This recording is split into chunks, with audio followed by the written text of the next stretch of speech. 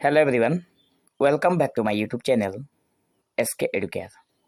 तो दोस्तों, आज की इस वीडियो में हम देखने वाले हैं भाषा की परिभाषाएं, जो हमारे बहुत ही महत्वपूर्ण, कभी भी किसी भी एग्जाम में जहाँ पे भाषाओं से संबंधित सवाल पूछे जाते हैं वहाँ पे इन परिभाषाओं को पूछ लिया जाता है, जो कि ज़्यादातर बीएड, डीएलएड इस तरह के प्रतियोगी परीक्षाओं में पूछे जाते हैं।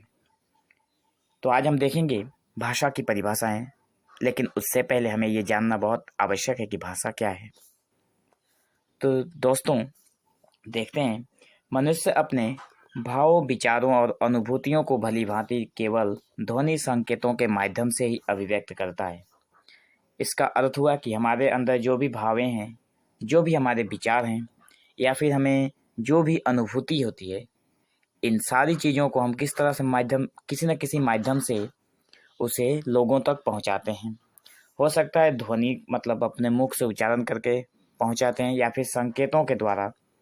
ठीक है, तो संकेतों के अशाब्दिक भाषा और ध्वनि संकेतों के शाब्दिक भाषा कहते हैं।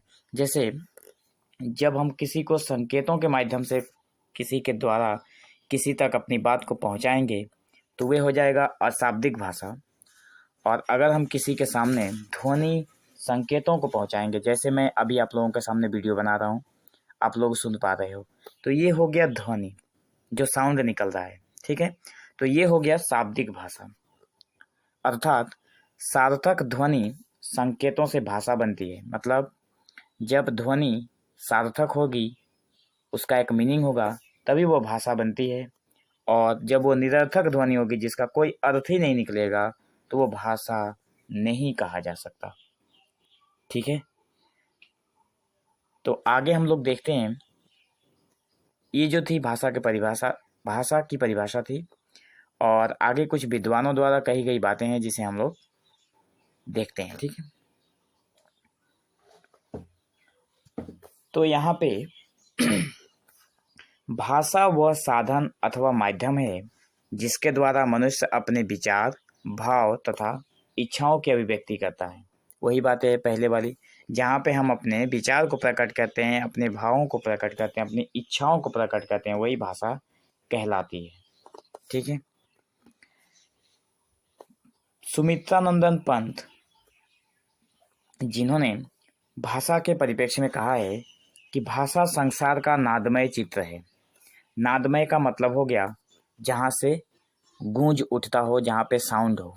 ठीक है, इन्होंने कहा है कि भाषा जो है वो संसार का नादमय है, अगर बोला जाए तभी भाषा है। ध्वनिमय स्वरूप है। भाषा का ध्वनिमय स्वरूप मतलब साउंड को ही माना है। यह विश्व की हृदय तंत्री की झनकार है। मतलब इनका कहना है कि विश्व में जितने भी लोग रहते हैं, जितने भी पशु पक्षी, सब कुछ जितने भी हैं, लेकिन उसमें से ज़्यादातर भाषा की जो व्याख्याएं की गई वो मनुष्यों के लिए की गई है। ठीक है, तो हृदय तंत्री की झनकार जो होती है, हृदय में कुछ ना कुछ तंत्र मंत्र होगा, तंत्र होगा, हृदय में वो शब्द उठेगा जिससे कि जिनके स्वर में अभिव्यक्ति होती है, जिनसे हम किसी को कुछ अभिव्यक्त कर पाते हैं, किसी को कुछ समझा सकते हैं, किसी को कुछ समझने लायक कुछ बातें बोल सकते हैं। तो ये हो गया सुमित्रानंदन पंत के द्वारा कही गई भाषा की परिभाषा। आगे है काव्यादर्श। इनके द्वारा यदि शब्द रूपी ज्योति से यह संसार प्रदीप्त न होता, तब यह समस्त संसार अंधकारमय हो जाता। बहुत ही सुंदर बात कही है इन्होंने।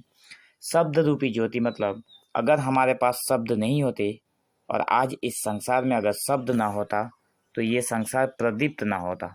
संसार में आज बहुत सारी चीज़ें चल रही हैं, उज्ज्वल, जो उज्ज्वल के रूप में आज हम देखते हैं। प्रदीप्त का होना मतलब उज्ज्वल हो जाना।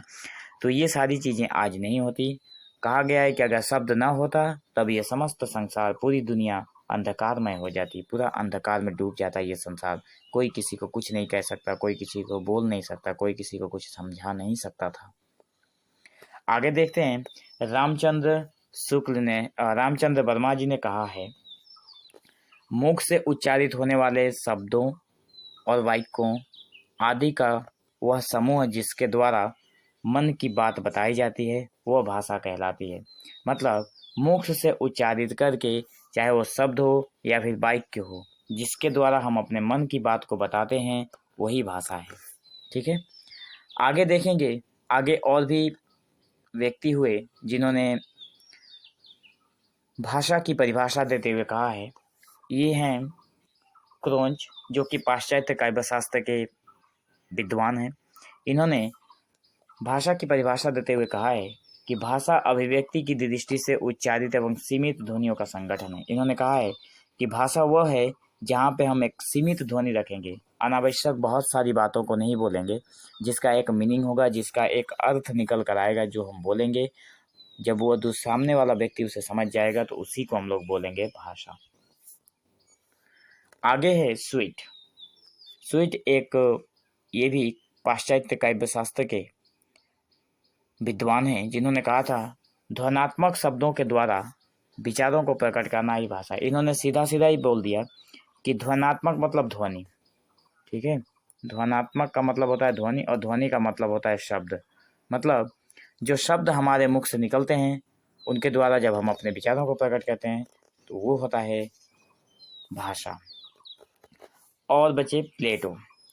प्लेटो ने कहा है कि विचार आत्मा की मुख या ध्वनात्मक बातचीत है, पर वही जब ध्वनात्मक होकर होठों पर प्रकट होती है तो उसे भाषा की संज्ञा देते हैं। मतलब मुख का मतलब होता है ध्वनात्मक, मुख का मतलब होता है ध्वनि। यहाँ पे मुख का मतलब हुआ है ध्वनि। तो विचार आत्मा की मुख या ध्वनात्मक बातचीत है। हमारे जो विचार होते हैं, हम जब किसी को कुछ बोलते हैं उससे पहले हमारे मन में विचार चलता है। उन विचारों के कारण ही हम सामने वाले को कुछ ना कुछ बोल पाते हैं।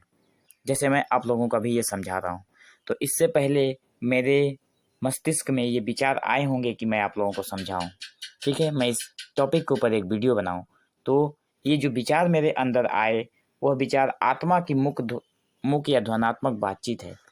मेरे विचार कैसे हैं ये मेरे ध्वनि से पता चलता है, पर जब वो ध्वनात्मक जो वो ध्वनि होगा, ठीक है, जो ध्वनि मेरे मुंह से निकलेगा, जब वो होठों पर प्रकट होगी, जब मैं होठों पर लाऊंगा, जब किसी को कुछ बोलूँगा, जब मेरे होठों से ये बातें निकलेगी, तभी उसे भाषा की संज्ञा देते हैं पाश्चात्य काव्यशास्त्र के विद्वान प्लेटो जी। ठीक है, तो आशा करता हूँ आप लोगों को ये छोटी सी वीडियो समझ में आई होगी। तो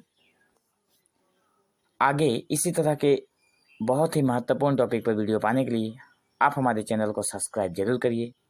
तो मिलते हैं हमारे नेक्स्ट वीडियो में, तब तक के लिए thank you for watching this video. Have an awesome day.